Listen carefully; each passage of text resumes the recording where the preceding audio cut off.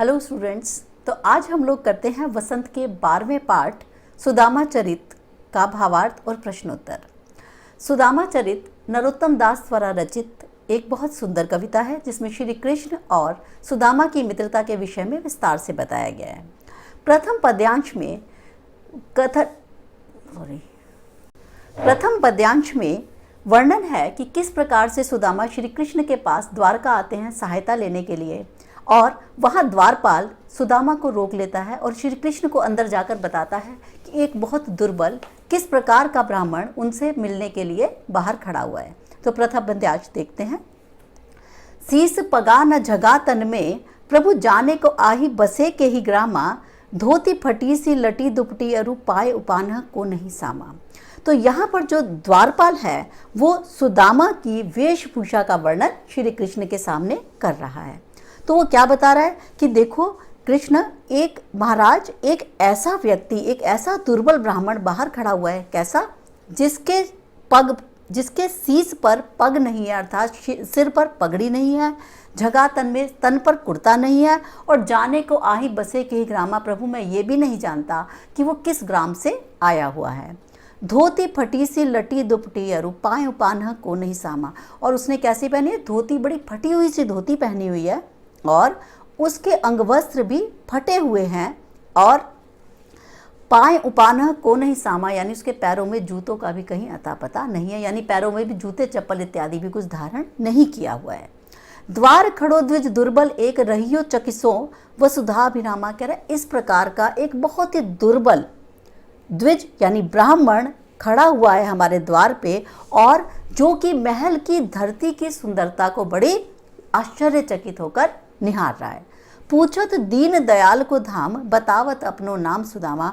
और वो बार बार क्या पूछता है कि दीनों पर दया करने वाले श्री कृष्ण का धाम अर्थात निवास स्थान कहाँ है, और अपना नाम सुदामा बताता है। तो ये वर्णन द्वारपाल ने आकर श्री कृष्ण के सामने किया।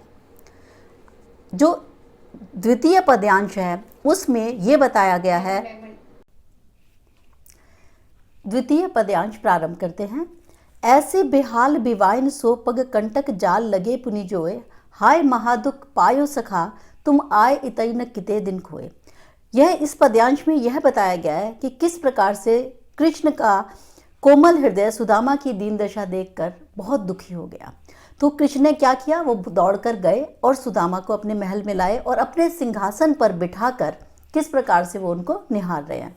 तो कृष्ण कहते हैं कि ऐसे बेहाल बिवाइन सो, जब उन्होंने श्री कृष्ण ने सुदामा की इतनी बुरी दशा देखी तो उन्होंने देखा कि उसके पैरों में बिवाइयाँ फटी हुई हैं। बिवाइयाँ मतलब पैरों में क्रैक्स पड़े हुए हैं, क्योंकि उसके पास जूते चप्पल बहुत समय से नहीं थे। पग कंटक जाल लगे पुनि जोए। तब उन्होंने क्या किया कि उसके पाँवों में जो कांटों के जाल लगे हुए थे उनको भी अपने हाथों से साफ किया, और वो बोले हाय महादुख पायो सखा तुम आए इतई न किते दिन खोए। कि हे मेरे प्यारे सखा, मेरे प्यारे मित्र, तुम पहले ही मेरे पास क्यों नहीं चले आए? तुमने इतने दिन यूं ही व्यर्थ क्यों कर दिए? देखी सुदामा की दीन दशा करुणा करिके करुणा निधि रोए, पानी परात को हाथ छुयो नहीं नैनन के जल सो पग धोए। और सुदामा की दीन दशा को देखकर करुणा क्या के सागर श्री कृष्ण दया करके झरझर उनकी आंखों से आंसू बहने लगे, और उन्होंने जो सेवक परात में पानी लेके आया था सुदामा के चरणों को धोने के लिए, उन्होंने परात के पानी को तो हाथ भी नहीं लगाया, उनके नैनों के जल से ही, मानो नेत्रों के जल से ही सुदामा के सारे पग धुल गए। तो कहना ये चाहते हैं कि श्री कृष्ण पूरी बुरी तरह से द्रवित हो उठे अपने प्यारे मित्र की इतनी बुरी दशा देखकर। एक बात मैं यहाँ पे और बताना चाहूँगी। देखी सुदामा की दीन दशा करुणा करिके करुणा निधि रोए, क की आवृत्ति से यहाँ पर अनुप्रास अलंकार है, और वैसे भी ये जो पद्यांश है बच्चों, ये परीक्षा की दृष्टि से बड़ा महत्वपूर्ण है। आप इसे ठीक से तैयार कीजिएगा। तृतीय पद्यांश प्रारंभ करते हैं। कछु भाभी हमको दियो सो तुम काहे न देत, चापी पोटरी काख में रहे कहो कहीं हेत। इस पद्यांश में जब सुदामा श्री कृष्ण का उन्होंने वैभव देखा तो वे इतने घबरा गए कि जो उनकी पत्नी ने पड़ोस से मांगकर थोड़े से चावल दिए थे श्री कृष्ण को भेंट स्वरूप देने के लिए, सुदामा ने लज्जावश वो उन्हें नहीं दिए। लेकिन श्री कृष्ण को हम जानते हैं कि वो तो सब कुछ देख सकते थे, तो उन्होंने जान लिया कि उनके प्यारे मित्र की पोटली में कुछ रखा हुआ है जिसको कि वो अपनी काख में मतलब अपनी बगल में दबाए हुए हैं। तो श्री कृष्ण ने सुदामा को पकड़ लिया।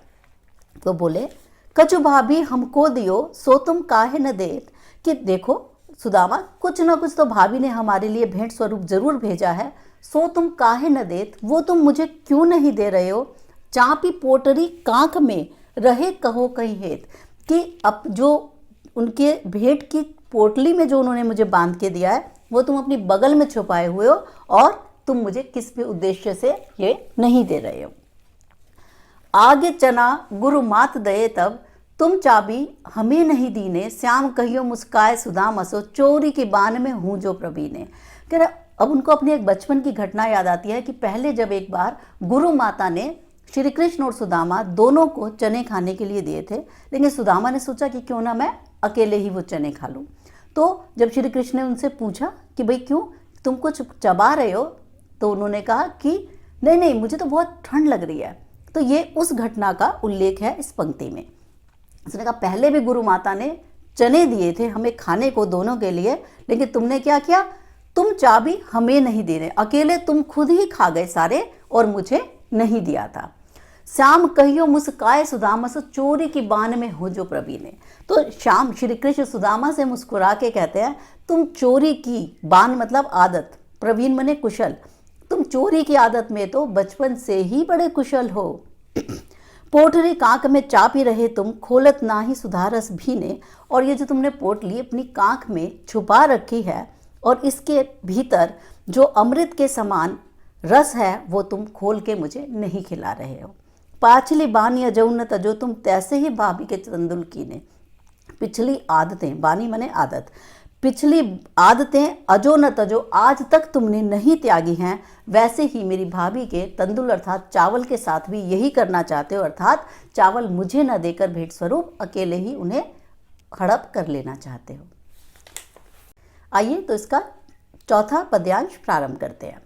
वह पुलकनी वह उठ मिलनी वह आदर की बात, वह पटवनी गोपाल की कछु न जानी जात।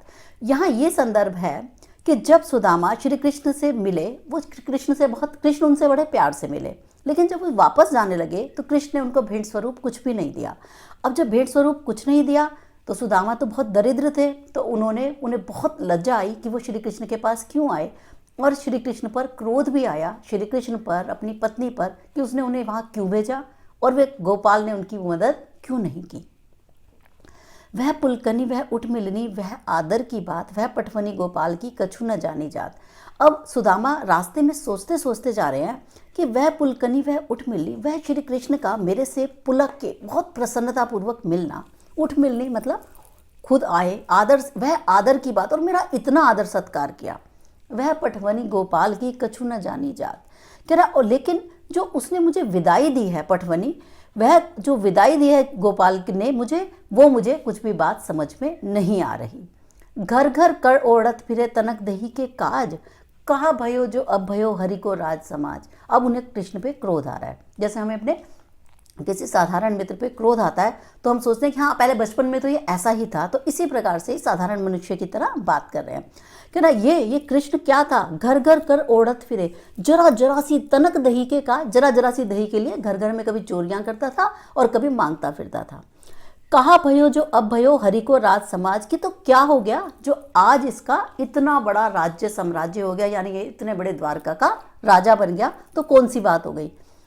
हो आवत नाही हो तो वाही पटियो ठेल, अब कहियो समझाए के बहुधन धरो सकेल।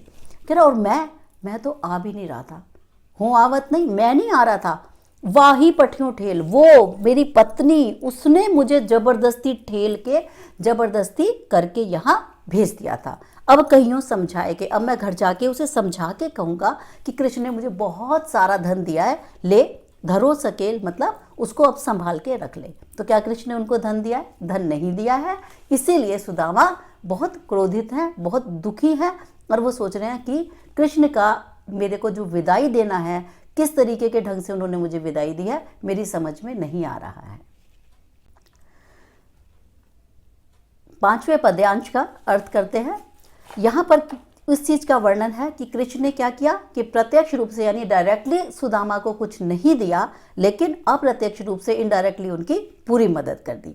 क्या किया उन्होंने, उनका वैसा ही राजमहल बनवा दिया, सब कुछ किया, लेकिन उनको ये था कि कहीं सुदामा के स्वाभिमान को चोट ना पहुंचे, इसलिए उन्होंने जब वो महल में आए थे तब उन्हें कुछ भी नहीं दिया था। तो जब सुदामा वापस पहुंचे तो वो अपनी झोपड़ी को ढूंढने लगे, लेकिन वहां क्या था, ये इसमें इस पद्यांश में इस चीज का वर्णन है।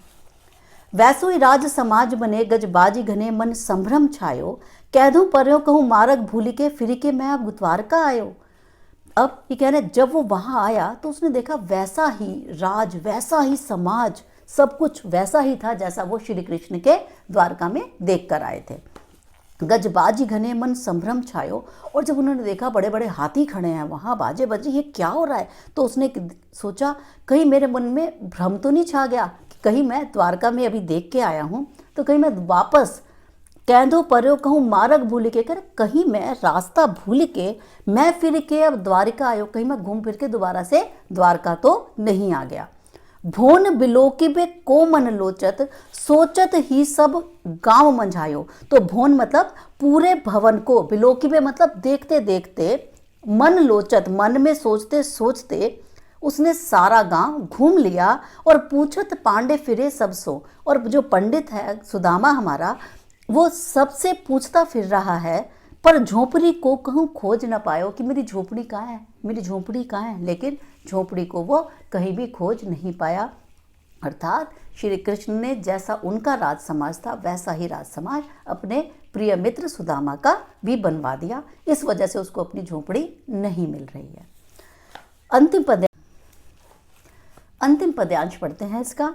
अब नरोत्तम दास जी श्री कृष्ण की महिमा का गान करते हुए बताते हैं कि देखो कहाँ तो सुदामा की पहले कैसी दशा थी और आज की तिथि में सुदामा के कितने अच्छे दिन आ गए हैं।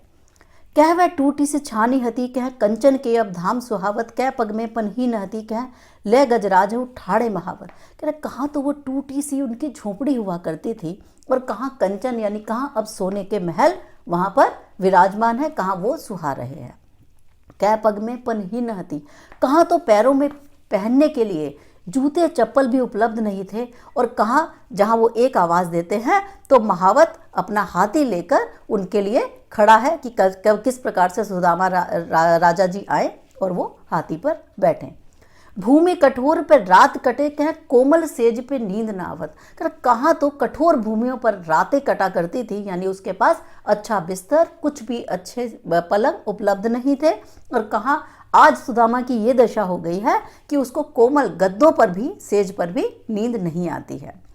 क्या जरूरतो नहीं कोदो सवा, प्रभु के प्रताप ते दाख न भावत। कहना श्री कृष्ण की महिमा देखो, श्री कृष्ण का प्रताप देखो कि कहाँ तो इस सुदामा को दो समय का कोदो सवा मतलब दो समय का मोटा अनाज भी नहीं जुड़ पाता था, और प्रभु का प्रताप, प्रभु के प्रताप ते दाख ना भावत, कि जो प्रभु का प्रताप है वो इतना अद्भुत है कि आज उसको दाख, अंगूर, किशमिश जैसे फल भी, महंगे फल भी अच्छे नहीं लग रहे, उनके लिए भी वो आज अपने नखरे दिखा सकता है। तो यहाँ पर अंतिम पद में नरोत्तम दास ने वर्णन किया है कि किस प्रकार से जब सुदामा की गरीबी स्थिति थी और आज की आज की उसमें स्थिति में वो बहुत अमीर बन चुके हैं, तो किस प्रकार से प्रभु का प्रताप, प्रभु की महिमा कितनी अपरंपार है।